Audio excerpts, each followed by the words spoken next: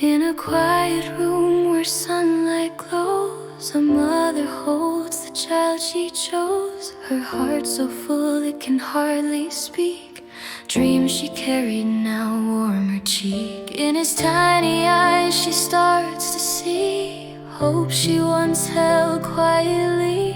A vision shaped long before his birth, now resting softly on this earth. In her baby's face she finds a dream, reflected gently like a tender stream.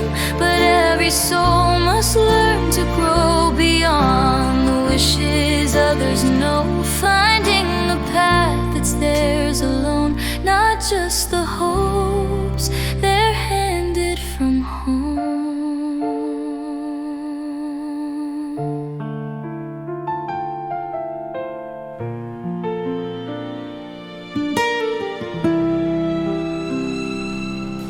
As the child grows in his own small way, he learns to rise with each new day, his spirit calling for room to be something more than her history.